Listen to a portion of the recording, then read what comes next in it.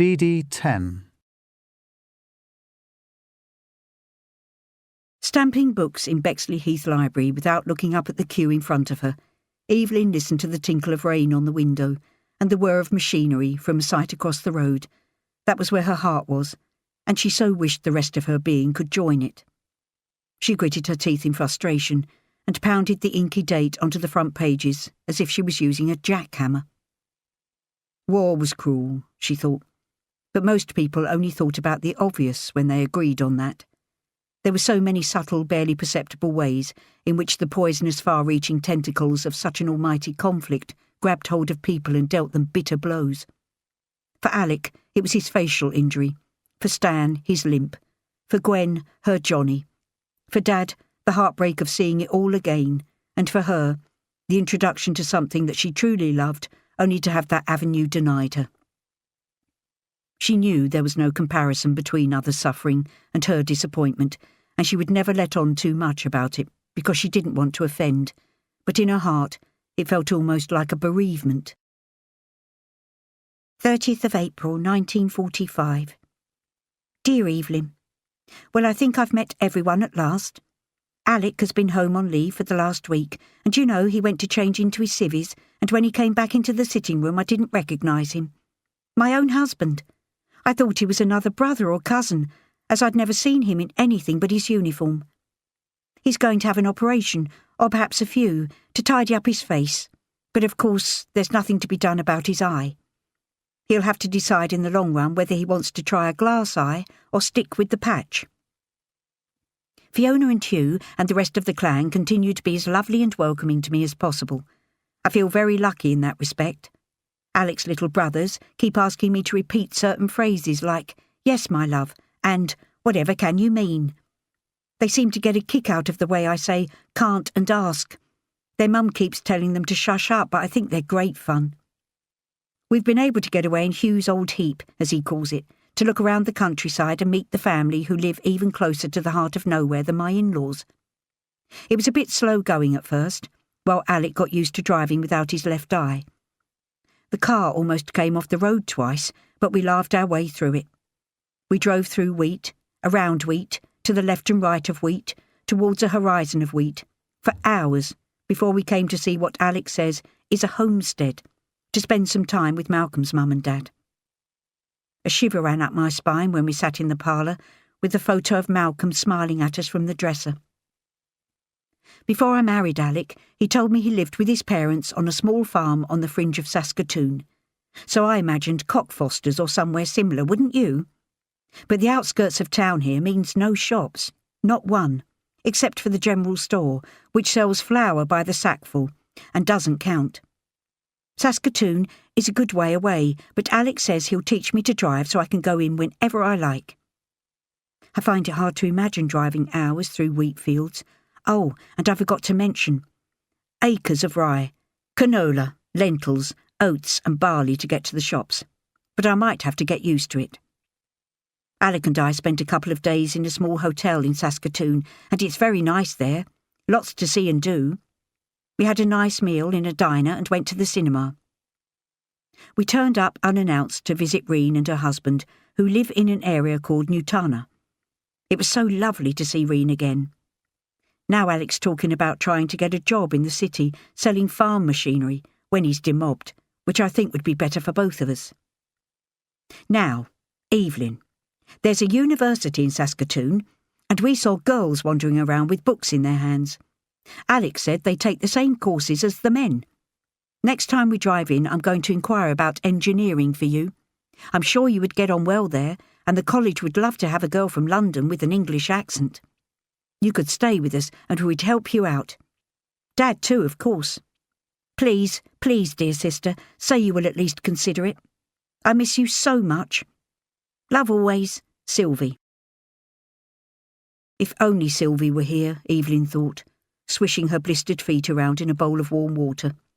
There was no possible way she could capture the atmosphere and the sheer exuberance in a letter to her, but she would try later before she forgot any of the details.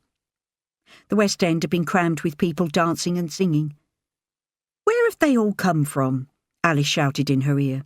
"No idea," Evelyn cupped her hands around her mouth and yelled back. Servicemen jumped in the fountain at Trafalgar Square, soaking anyone within splashing distance. A sopping wet soldier grabbed 2 girls at once and pulled them under the foam with him, and they'd all come up squealing with laughter. Beer was slopped and shared. Everyone kissed strangers. Evelyn and Alice had tagged onto an endless conga line, and an officer carried Evelyn halfway up the Mall in a fireman's lift, with Stan hobbling along behind. Men climbed lampposts, and women tore the obnoxious blackouts to shreds.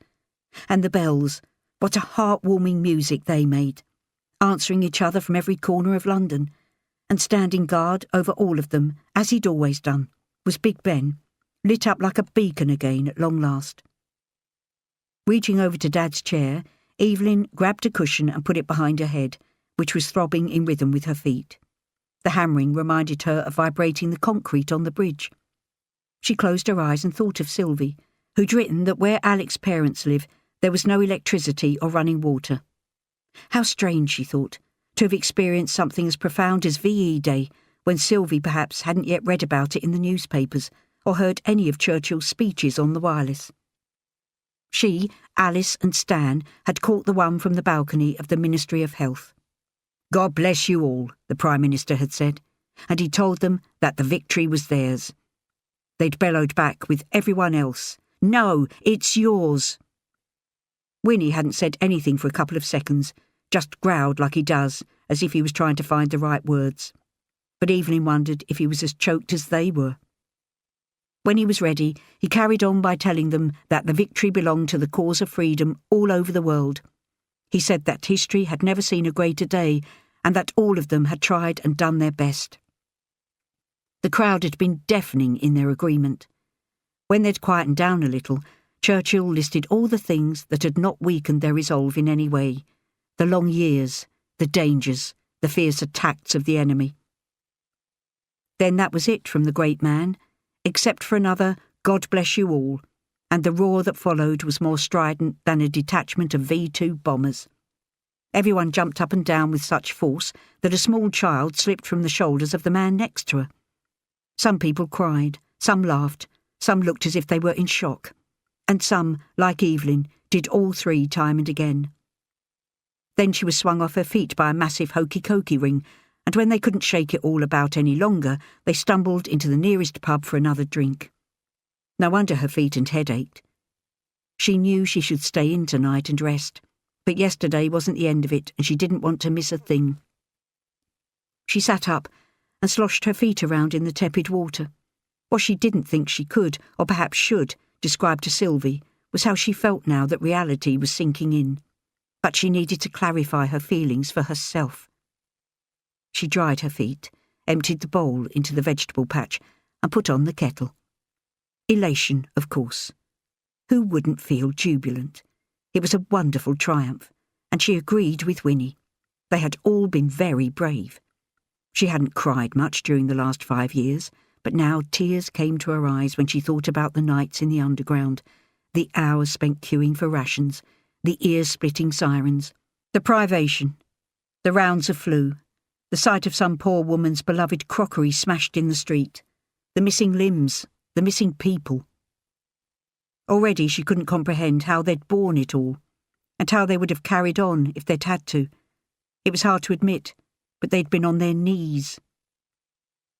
Perhaps she could write all of that down for Sylvie, but she didn't think she could tell her how frightened she felt now that it was over, anxious about what would happen next, how the independent resolve that Churchill spoke about could be sustained to get them out of the mess that was left.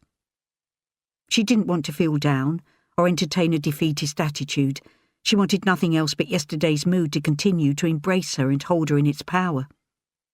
Yes, there was disorder and disarray everywhere. But it is our chaos, she thought, our streets strewn with rubble and rubbish, full of bomb sites and potholes, our lack of flats and houses, want of money, food and fuel, our spoils of the victory and ours to keep. No one could take it from them now.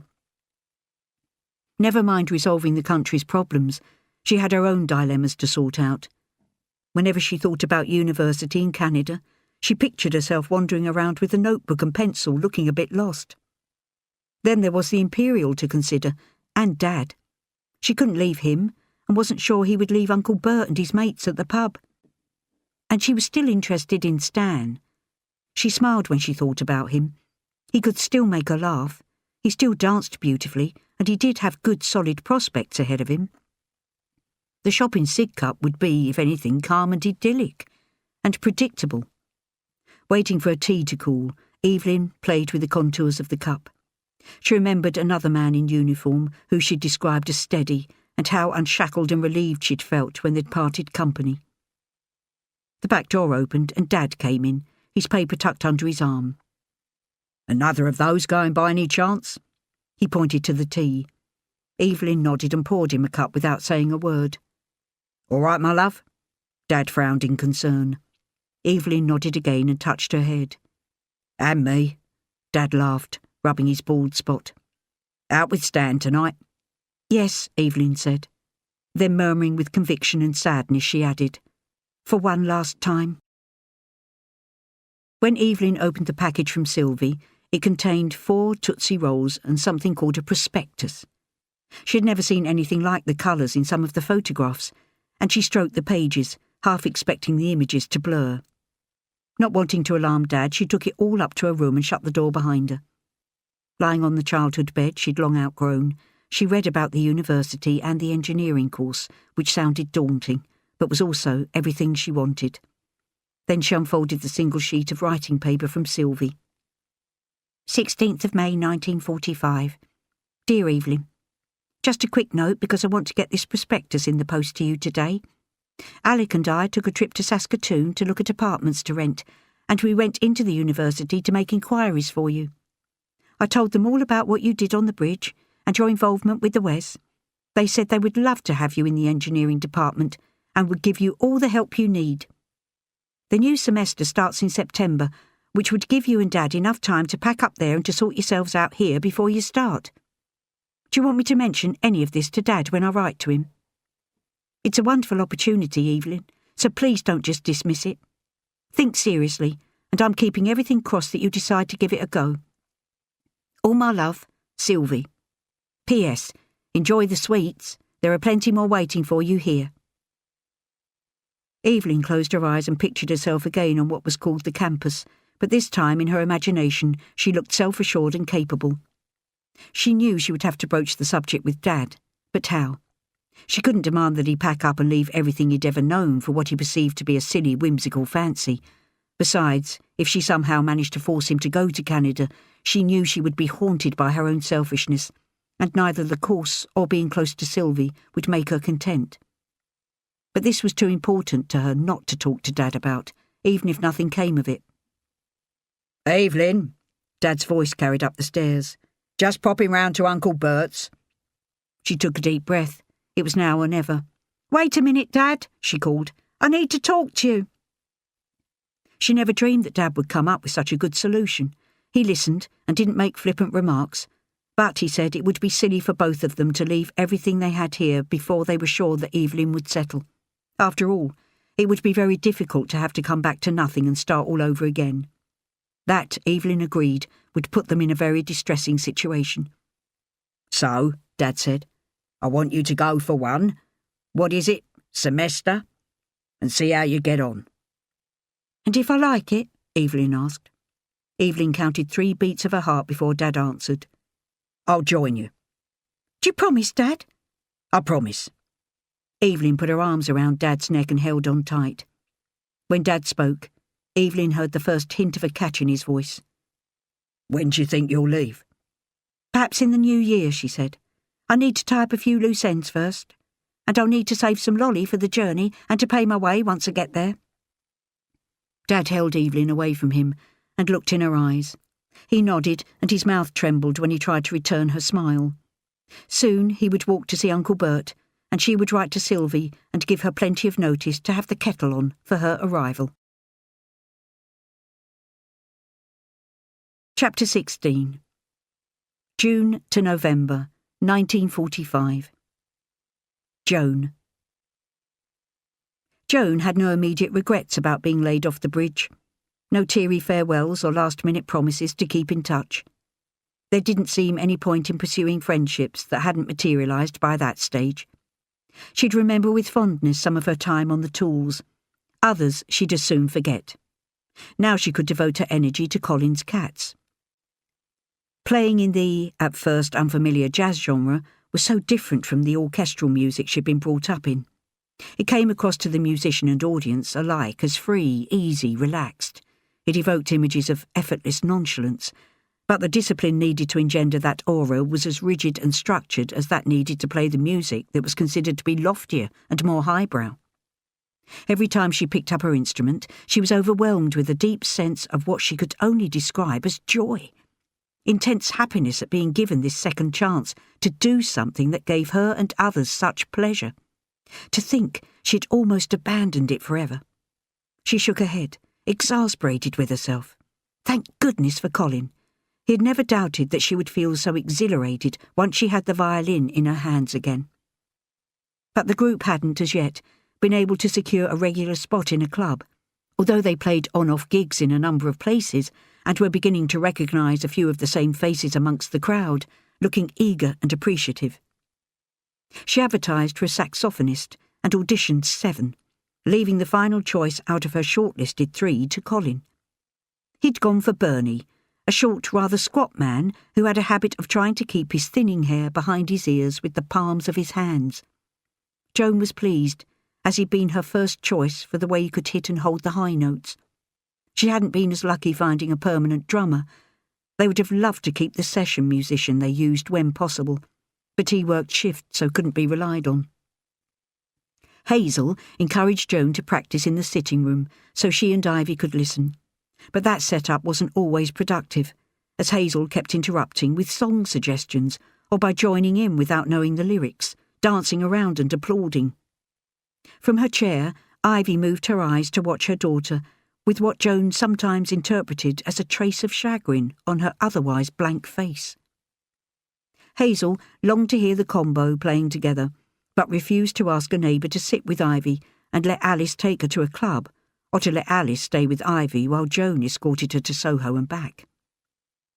"You are the sweetest girls," she said, "but I couldn't leave Mummy, especially not in the evening."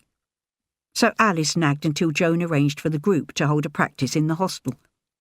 As the blackouts had been taken down, washed and stored away, and the afternoon consisted of a sprinkling of showers and sunny patches, Hazel felt justified in leaving the front windows of the house wide open, the white nets billowing in and puffing out. Not that there was anyone passing by, tucked up in the corner of the terrace as they were, to hear when the trio started up. For the occasion, Hazel wore a turquoise jumper and cardigan with tiny pearl buttons, a matching string around her neck. The skirt she had on must have been at the back of her wardrobe for years. It fell to below the knee, widened at the hip, and released a whiff of mothballs every time she moved. 2 beautiful mother-of-pearl combs held wiry curls off her face. Her cheeks were rouged, her lips painted. Ivy, too, had been done up. A locket on a chain fell against her lace-collared cream blouse, and the red Hazel had painted on her thin, sliding lips filtered into the delta of lines around her mouth. A syrup loaf had been baked, teacup set out, sherry bottle unstoppered. The sight of the 2 older women, and the trouble they'd been to, made Joan turn away and concentrate on applying rosin to her bow with vigour. When Colin arrived, navigating his new double bass down the hall and through the tight sitting-room door, Hazel clapped her hands with delight. He bobbed his head in turn to each of the women, except Joan, and kissed their hands with a brush of his lips. Joan he patted on the back and said, "Hello there, Joan, old girl." And surprise grated on her like the screech of a flat note when she registered disappointment at being excluded from his show of charm.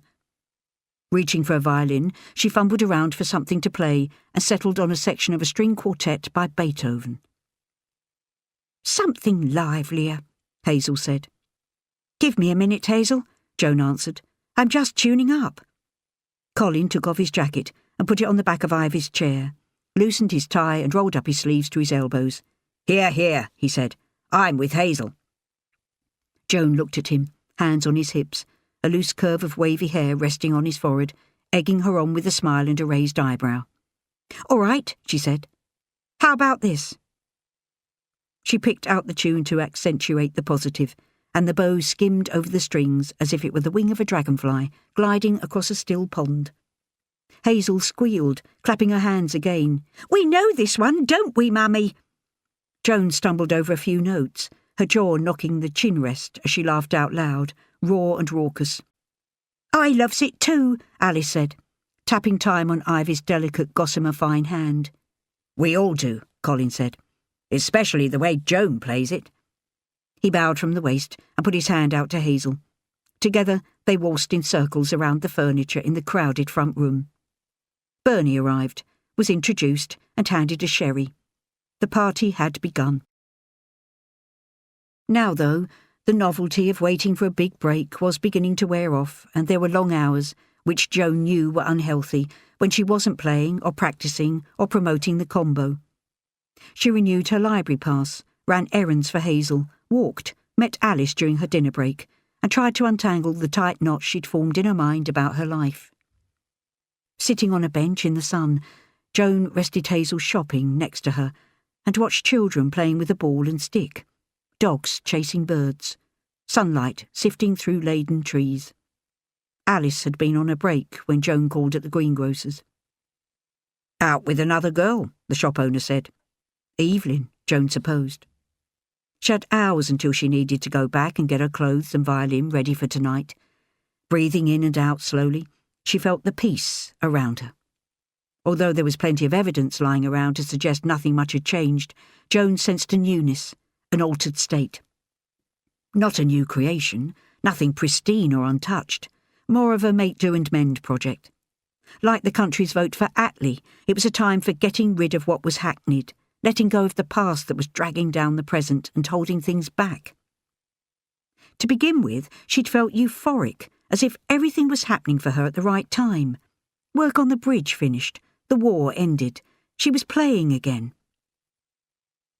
She thought that would be enough to allow the way she'd lived, and the events that had happened to slip away from her cognizance and bury themselves deep under the rubble. And some of them she had reconciled. The way she'd demeaned Alice, the black market, skulking around, hiding in sly shadows, creating a hardness around herself. Ralph and Cyril. But there was one person who refused to be dealt with in the same way. Mother.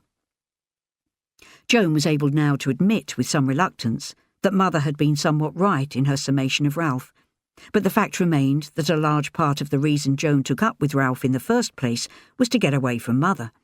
And as far as the violin was concerned, well, perhaps Mother really did want what was best for her. But why did she think it necessary to be so single-minded and overbearing about the whole thing? Joan shook her head. He kept coming back to the violin, as he always had. Not to the innocuous lump of wood itself, fashioned to make exquisite sounds, but to how she'd been forced into making it her whole life. Or thought she had. Of course, there was no doubt she'd been encouraged to the exception of everything else, pampered and mollycoddled and kept well away from other influences. But if that hadn't happened, she wouldn't be so pleased to have picked up the instrument again, even if it was to play in an entirely different fashion. That had been her decision, and she was proud of it. Perhaps Mother and all her nagging had merely facilitated that conclusion. She began to wonder if she'd been too cruel, but harshness had seemed necessary to make her point. Mother had needed to know her ambition for Joan was damaging her, but perhaps she'd taken it too far and had ended up wounding herself in the process. She'd seized on that one injustice to excuse whatever she did, justify her selfishness and give credence to her lack of accountability. Newly available time led her to indulge in a series of elaborate conversations she held in her mind with Mother.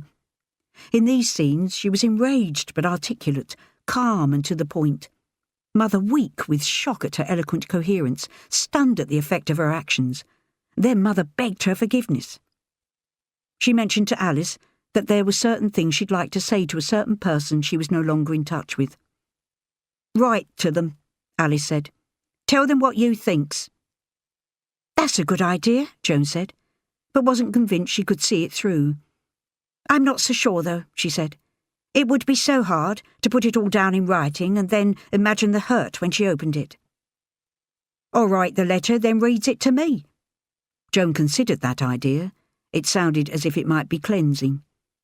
Or say the words aloud in your room, then throw the letters in the bin. Joan felt Alice watching her. Is it your ma? Sorry, your mother? Joan nodded her head and left it at that. It was hard to imagine all of her confused thoughts coming out in a letter, or face to face. She and Mother would probably end up tearing each other apart. A lady wearing surgical stockings and sturdy walking shoes strode past, eye straight ahead, sidestepping people walking the other way without varying her pace. Joan followed her progress and thought, there's a woman with somewhere to go and something to do. She needed a job, a proper one that would take her out every day at the same time, keep her occupied for 8 or 9 hours, and end as the evening was beginning, so she could carry on playing with the group. That's what Colin and Bernie did, and so should she. The shillings and pence were getting a bit tight, too. The few pounds they made for a night in a club didn't go far when split 3 ways, and some of that had gone on equipment and advertising. It was lucky she'd put a bit by from her wages on the bridge. But she could feel the heat rising when she thought of it now. She'd only been able to do so because she'd had that dirty money coming in. Any little job would do now, really, while she kept her eye on the bigger goal. Something like Alice had, or...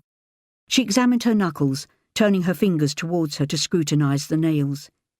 If she didn't want to get her hands mucky, something in an office. There was a growling rumble in the distance that a few months ago might have been the start of a bombing raid.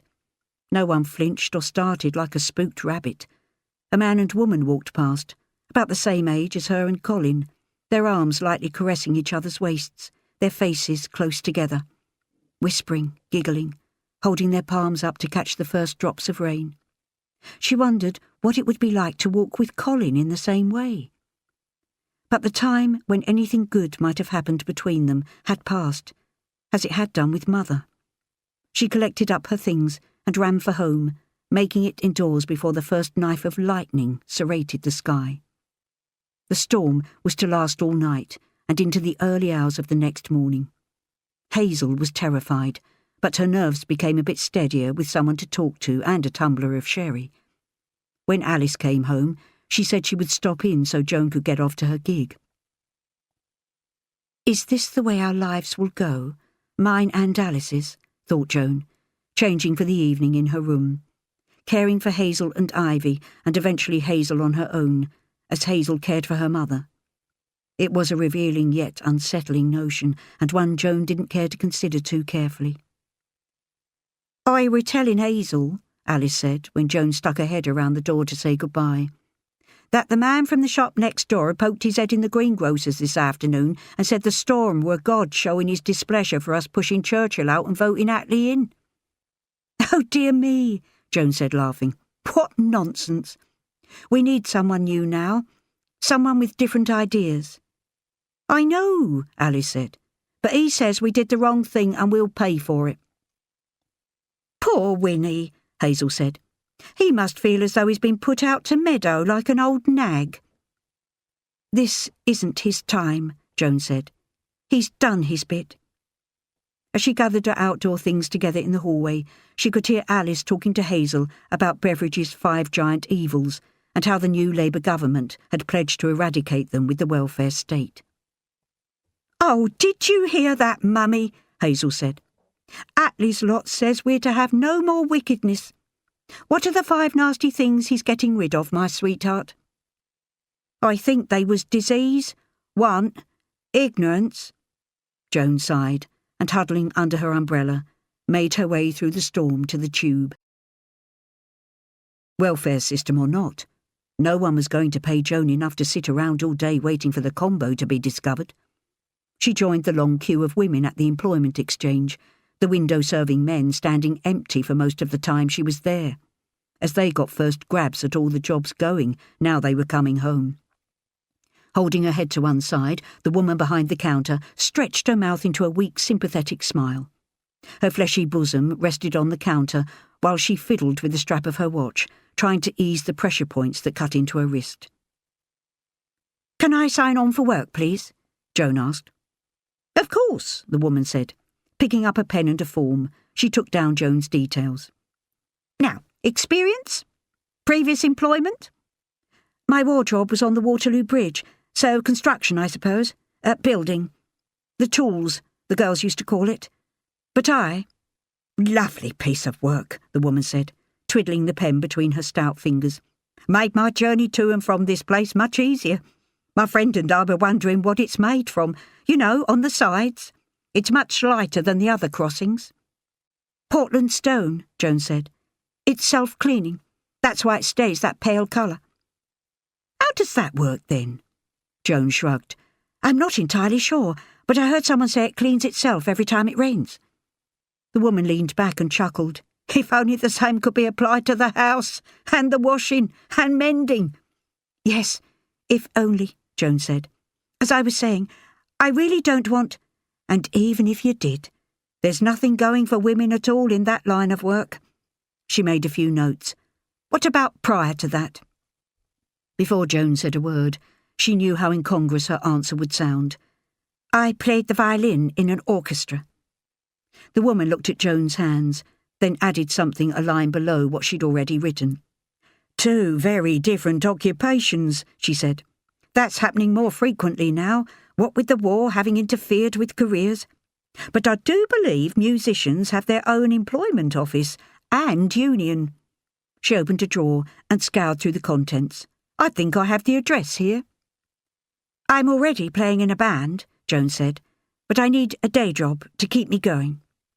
In that case, we have a number that might suit.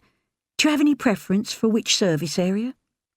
One that'll be easy on my hands, if possible. Well, there's catering, office or shop work, telephonist. Joan decided on breakfast and lunch waitressing at the Strand Palace. The work was hard, and she was used to that, but her legs and feet throbbed with fatigue by the end of a shift. She had to wear a black dress, a white apron, and a funny little hat. The crowd she worked with was nice enough, always ready for a laugh or a moan when not in front of the customers. A busboy named Sid had a scathing remark about everyone whose table he cleared, mimicking accents, turns of phrase and gestures with cutting precision. He reminded Joan of Colin in that respect, although Colin's impersonations were softer. They had to do more with genuine affection and fascination with people than the edge of contempt in Sid's performances. As she watched Sid taking off an elderly lady someone or other, wrinkling his nose in distaste and crooking his little finger, she thought about how Colin had her in stitches, imitating Bernie. He'd shake his head, rub his hands over his hair, shake his head again, close his eyes, enthralled by the saxophone he tilted towards the ceiling, then open them wide, blinking rapidly, as Bernie did at the audience. The wages from the hotel were reasonable, about the same as the bridge, but with the bonus of pooled tips. All gratuities had to be handed over to the room manager, who wrote the amount in a notebook. On Saturday afternoons, after the lunch house was cleared, he sat down and divided it unequally between his staff. He took a clean 10% off the top for himself. The 2 head waiters were each allotted 10% of the remainder. Waiters the next cut, waitresses after them, until finally the porters and busboys were tossed the last few pence. It was usual for hierarchy to exist. That was the same everywhere. But she was peeved that all the waiting staff didn't get the same reward. It would have been much more reasonable for each individual to pocket what was left on the table by the customers. While she was on the bridge, she hadn't thought much about getting paid less for doing the same job as a man. Evelyn had kicked up a fuss about it, or tried to, but it never came to anything. It was more keenly felt now, when hands were held out, and she could see the difference between the coins in her palm and those in the gnarly masculine one next to her. Joan stuck it out for 3 weeks, and during that time she looked for any excuse to hand in her notice. The unjust division of tips could have sufficed, as could a fear of cutting her fingers on broken crockery, or the dread of developing varicose veins. Those reasons weren't quite enough to substantiate another visit to the employment exchange. But one afternoon, the perfect pretext presented itself in the form of Mother. 3/4 of an hour into the lunch shift, and the restaurant was filling up. 9 of Joan's 10 tables were occupied by groups of ladies, couples, businessmen, RAF and Army officers, 2 families with school-aged children. Some had been handed menus, others had given their orders and were enjoying an early drink.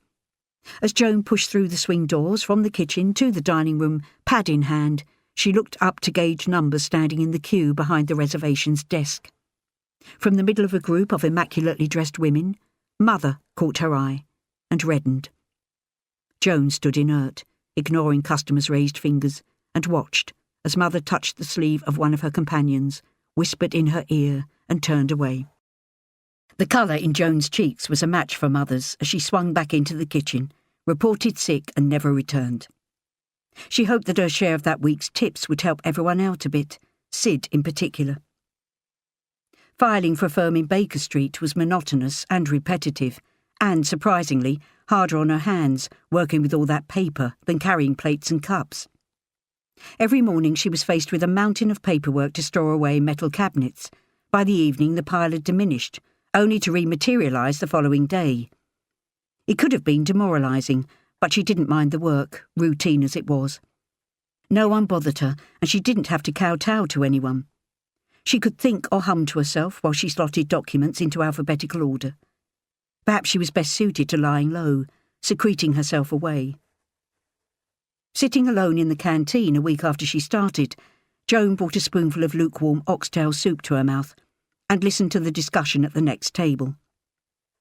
"Well," said a young man, "they had their chance with the Potsdam Agreement, and they wouldn't accept it." Another, with tiny eyes behind thick spectacles, said, "Still, it doesn't seem right. Look, it says here." He turned the paper around and pushed it towards his colleague. "That the device was more than 2,000 times more powerful than the largest bomb used to date. 2,000 times! I ask you, when you think about the capacity of the V1s and 2s, it makes you wonder." "What was the damage? Does it say?" The man with poor eyesight leaned in close to the newsprint. "Not really. Only that they can't make an accurate assessment because the bomb, or device as it's being called, left a huge cloud of impenetrable dust covering the target." "Well, as I said, they had their chance. What else could the Yanks do?" They didn't take their paper with them when they got up to leave, so Joan pinched it and read the headline, "US drops atomic bomb on Hiroshima."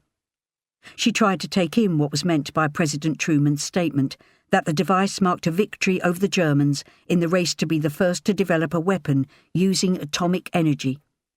She hadn't a clue about that, but any sort of triumph over the Germans sounded good, as did the warning to Japan that the Allies would completely destroy their capacity to make war. And Hiroshima was one of the chief supply depots for the Japanese army. So all in all, it must have been worthwhile. But then she was stuck on the same point that had overwhelmed the man in glasses, 2,000 times more destructive than any other bomb. If they'd taken a hit from something like that here in London, there'd be no one left to talk about it. 3 days later, a larger device was dropped on a place called Nagasaki. "Have you heard about that other place in Japan?" Alice asked Joan, as she took off her coat in the Blue Posts. Joan nodded. "I have," she said. "Seems to have been the only topic of conversation at work." "Strange business," Evelyn said. "I feel as though we should be celebrating, but there's something ominous about it." Joan was impressed with the astute observation. "I know what you mean," she said. "Almost apocalyptic." "Did I tell you what Hazel had to say about last Monday's bomb?" Alice said. "I don't think you did," Joan said. "She listened to Attlee's announcement on the wireless, looked over at me and said, 'I thought he was supposed to be on the side getting rid of evil, sweetheart.'" Joan snorted. Evelyn's laugh was dispirited. "And I'll wager around she says the same thing again tonight." Colin was jubilant when he secured a regular slot for Colin's Cats every Sunday night at the Jigs in Wardour Street. The drummer they all enjoyed playing with guaranteed he could make the 10 o'clock session, and if he couldn't, Colin was sure they could borrow a percussionist from another group. Although the club had a shady reputation, it was quite a coup. Joan had to agree. Warming the crowds for the likes of the Caribbean Club Trio or the Harry Parry Band. Fats Waller was said to have frequented the place before he died, and it was supposed to be one of Duke Ellington's favourite hangouts when in town, although Joan had never seen him there. Their starting date was the third week in September, and they rehearsed as often as they could get together until then. They practiced the start and end melody of every song on their playlist over and over again until they knew their own and each other's parts and moves with absolute accuracy. At each boundary of the piece, Colin impressed upon them there was no room for error. The audience had to recognise the tune and be able to dance, tap their feet or fingers, nod along to it. The middle section was much more loose and difficult to judge. What the crowd wanted to hear during the bulk of the number was improvised solos that might or might not have anything to do with the original tune. It was a chance for each band member to develop and interpret the song. Bernie was master at that, but it wasn't as simple as being in your own little world, showing off your musical prowess. During the solos, the band still had to interact with each other, read musical signals about how to support the soloist, when to join in, when to back off, the right time to take over. It was a whole new way of playing, so different from orchestral music, during which the conductor alone was allowed to indulge his version of the music. More often than not, they ended their sessions warm and glowing, laughing with satisfaction at what Colin called their sweet sound. "Who are you going to invite along?" Colin asked after one rehearsal. "My sister and her husband, a couple of friends, and a girl I've started seeing," Bernie answered. "You?" "Anyone I can bribe or persuade," Colin said. "Mum and Dad, uncles, aunts, cousins, Eileen and Ed. You remember them, Joan, don't you? A few others from the orchestra, friends from school. I think we should try to pack the place out, make it look like we have a fair few followers." "Right," Bernie said. "I'll see what I can do." He packed his sacks away with obsessive orderliness and ran for his bus. Colin turned to Joan. "What about you, old dear?" "Don't call me that," Joan said. "Or if you must, leave off the old." "Touchy tonight, aren't we?" "I wasn't until you started." "All right. I apologise. Well, who's on your opening night invitation list?" "I intend to ask Alice, Evelyn and Gwen." "Gwen?" Colin asked. "She was on the bridge, but we didn't have too much to do with each other until recently." Colin drummed his fingers on the case of his double bass. "That it?" Joan nodded, her back to him. "Listen, Joan, I know you don't want to hear it, but what about your mum? You know, mother? And your dad?" "Father's away and mother." Joan raised her hands to the ceiling. "I wouldn't know where to start telling Mother about jazz and dingy late-night clubs. And if by some miracle she did come along, she would probably stand up and shout that I shouldn't be using my hands to play that kind of music." Joan thought Colin would laugh along with her at the image, but he looked as disappointed in her as he had when she failed to take her seat at the theatre in favour of meeting with Ralph. It was a look she had hoped never to see again, but there it was. For their first night, Joan wore a full-length midnight blue dress that had been passed from Sylvie to Evelyn and from Evelyn to Joan. The material fell in beautiful, soft, unstructured pleats from the waistline, and tiny pin tucks formed a lovely shape on the shoulders and bodice. With the addition of sequins along the neckline and a sparkling buckle at the hip, Joan felt like she'd stepped out of a magazine. The club was dark and crowded. Every table was occupied, bodies like shadows dressed in sombre colours pressed together along the walls. Weak candles flickered in empty bottles. Thin, lazy wisps of smoke curled towards the low ceiling and hung there in a haze. Joan could make out the faces of the people sitting almost on top of the stage, but beyond that, everyone was a blur. The MC jumped onto the stage and in a low, seductive voice said, "Ladies and gentlemen, your new, regular, 10 on the dot spot. Colin's Cats." Joan wiped her hands on her dress as he hopped off, clapping. Then they were on, starting their first number. Joan had never been so nervous when she played with the orchestra, but then she'd been one of many. Here she was exposed and scrutinised. There was no one to hide behind. The first 2 songs went well. She was grateful Colin had been a stern taskmaster during practice. Dig You Later was next, and it was a powerful feeling when the audience joined in with the chorus of A Hubba Hubba Hubba. Colin was beaming, a film of sweat shining on his forehead. Carried away, their solos got a bit rowdy and lasted longer than they'd rehearsed, but it felt like an initiation test. And they were passing it. A trumpet player with the Knights of Rhythm jumped in and improvised with them, and although it threw them initially, they recovered in time to make it work. They finished their last 3 numbers and enjoyed a good round of applause. Standing in line for a bow, Joan reached for Colin's hand, but he continued to bend forward with one hand in front of his waist, the other behind his back.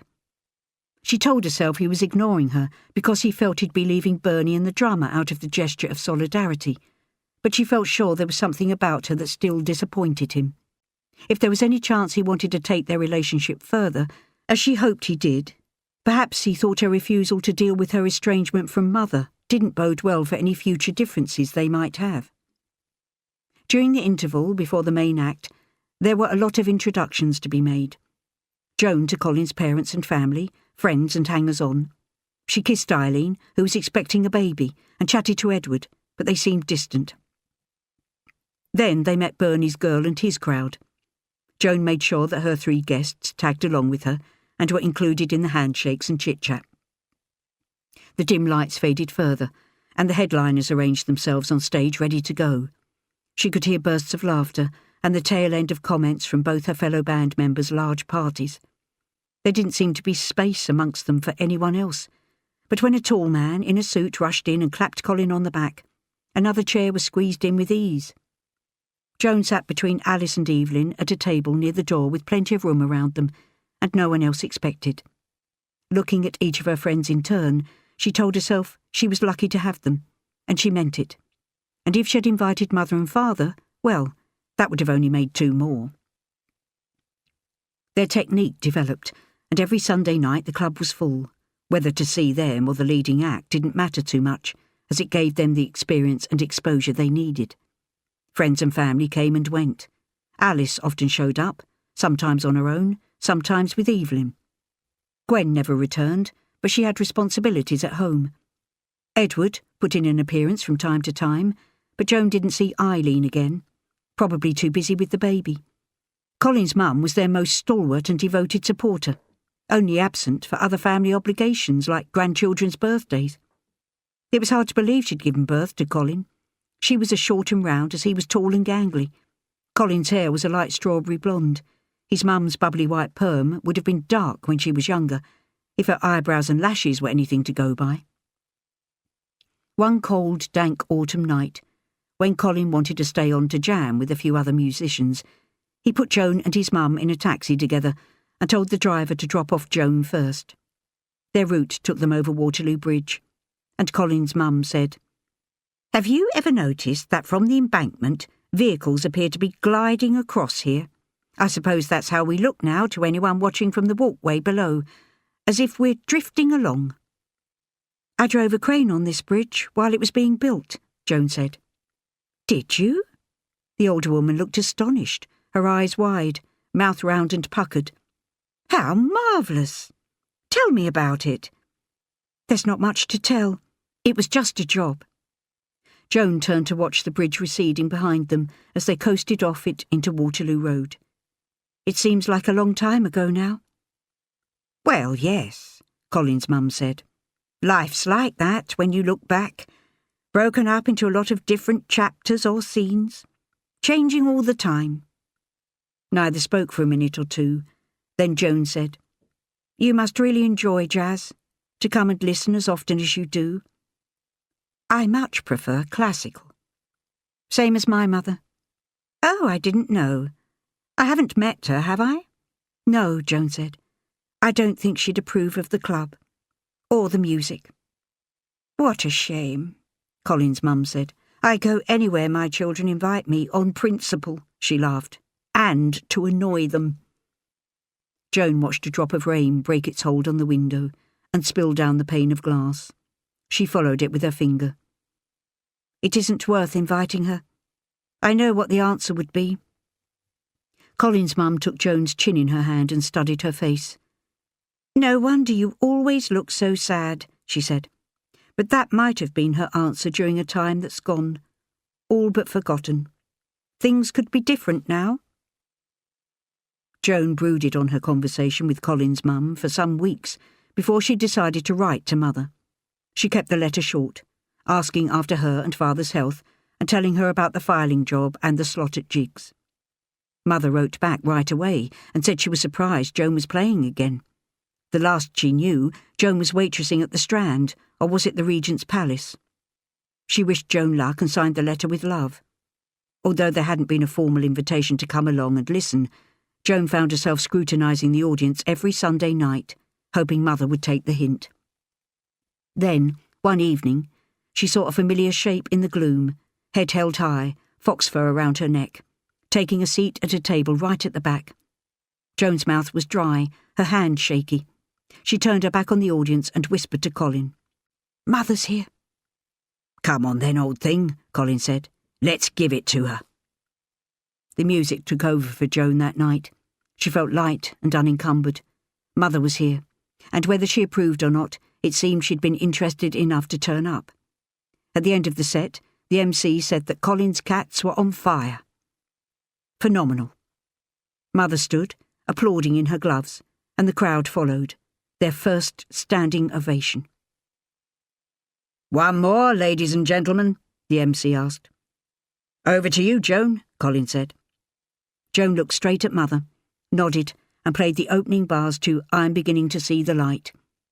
When they finished and took their bows, Colin reached for her hand and held on to it for the rest of the evening. Chapter 17. 10th of December 1945. Dignitaries surrounded Deputy Prime Minister Herbert Morrison as he stood on a makeshift podium in front of a forest of microphones, a pair of scissors in his hand. His wife, standing next to him, had thick waves under a black hat and was pressing an enormous bouquet of red and white flowers to her coat. Morrison alone had his head exposed to the icy wind that whipped an unruly wave into a ripple above his head. Newspaper reporters jostled for a prime spot in front of him as he blinked, like a short-sighted owl, through his round, dark-framed glasses, and said, "Ladies and gentlemen, I am very, very glad this morning to open the new Waterloo Bridge." "Did you know," Joan said to Evelyn, pulling her collar tight around her neck, "that he's blind in one eye?" "No," Evelyn said. "Poor man. Was that the Great War? Or the war, as your Hazel insists on calling it?" "Oh," Joan said. "I don't know." "I does," Alice said. "He lost the sight in it through a childhood infection. He were a conchi in the war before this one." Joan turned to Alice and looked her up and down with round eyes. "You amaze me," she said. "How do you know so much?" Alice blushed. "I listens to what people talk about when they come into the shop. A bit of earwigging, I suppose, and I likes to read the papers." "He would have been the PM," Alice continued, "except he doesn't have a lot of, charm, I think." "No, he doesn't seem to," Evelyn said. "Or charisma," Joan added. "That's the word." They huddled together with a small group of onlookers who had been asked to stand with their backs to Somerset House, behind and away from Morrison, who was facing Parliament and Big Ben. They had to strain to hear what was being said. "The time came when Rennie's Bridge became shaky, and it had to be propped up. There followed 10 years of keen discussion, argument and debate between equally sincere people as to what should be done about the bridge, and finally, after these 10 or 11 years had passed, it was decided to demolish the old bridge, which was difficult for navigation, and to substitute a new one. And the new one is here." Everyone looked around and wondered what interest the other spectators had in the bridge. "Do you recognise anyone?" she said. "I don't." "One or two," Alice answered. "No one to speak to." Gwen shook her head and kept her eyes on her feet as she stamped them in rhythm to keep warm. She could identify those missing more easily than those standing around them. Sylvie, Olive, and of course her Johnny. She touched the spot where her boy's hanky had comforted her. She cleared her throat. "He must stop talking soon," she said. Time was, some girl or another in a turban would have shouted, "Get snipping or I'll do it for you," Evelyn said. "Go on then," Joan laughed. "I dare you." I'm too much of a nice girl, Evelyn said. Dad will tell you that. Listen, Alice said. I think he's finishing now. The men who built Waterloo Bridge are fortunate men, Morrison was saying. Evelyn turned to her friends, her eyebrows fierce and arched, a terrier with her hackles up. And ladies, she mouthed. He means mankind, Joan said. No, he doesn't. He means men. Joan knew she was right. Morrison paused as a microphone crackled. They know that, although their names may be forgotten. Their work will be a pride and use to London for many generations to come. To the hundreds of workers in stone, in steel, in timber, in concrete, the new bridge is a monument to their skill and craftsmanship. Keep it white. Its whiteness is one of its glories. Cleaning, Alice said. That were his tip of the hat to us. We know everything there is to know about that, Gwen said. I will proceed to cut the tape, Morrison said, and declare the new Waterloo Bridge to be open. He placed his hat on his head, walked to the ticker tape and cut it in half, the two ends fluttering for a moment and then drooping to the ground. A trumpet fanfare was sounded by the National Fire Service Band, followed by a round of applause to which Mr. Morrison nodded and shook a few hands. Then he and his wife started towards the south side, followed by the public figures, reporters, the invited and the bystanders. They'd seen this view from above the bend in the river every day for years, but Evelyn thought it remained fresh and stunning, all the more startling for being able to enjoy the sight without dread of bombing or attack. The air was crisp and clean around St. Paul's to the left, a vapour trail of cloud moving over Big Ben to the right. Do you think it's something for London to be proud of? Evelyn asked. You know, like Morrison said. Depends whether it gets shaky or not, Gwen said. Of course it won't. Who knows? The first one did. And if it does, said Joan, it'll be a folly, not the pride of London. Well, I thinks. What do you think, Alice? I thinks it don't matter either way. Why not? All that matters is it needed to be done, and we did it. Gwen lagged behind when they reached the spot above her special place. She stood next to the railing, stretching high on her toes and stared into the black churning river. Gwen, come on, Evelyn called. You won't have time for a drink before you have to get home to the kids. 1 minute, Gwen shouted back. The river lapped against the pier, churning up silt and mud, a length of rusty chain, a skeleton of umbrella spokes, a sheet of shredded tarpaulin. Something light floating on a watery undulation caught her eye. A triangle of flag, perhaps, or a page of newspaper. She leaned over as far as she dared and peered down. No, it was a square of white cotton hanky. She watched as a flash of winter sunlight brought the material into stark relief. Then a white-topped swell wrapped it around the concrete, where it waved her on towards her friends, her home, her family, her life. She blew a kiss towards it. Gwen!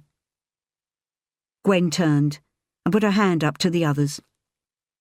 When she looked again, the ragged piece of cloth had been released from its old, precarious place of refuge and was floating on a swirling eddy before it disappeared from view. You have been listening to Women of Waterloo Bridge. It was written by Jan Casey. Read by Annie Aldington. This has been a Soundings Audiobooks presentation. If you have enjoyed this production, please call us on 0116 236 4325 or visit our website www.ulverscroft.com.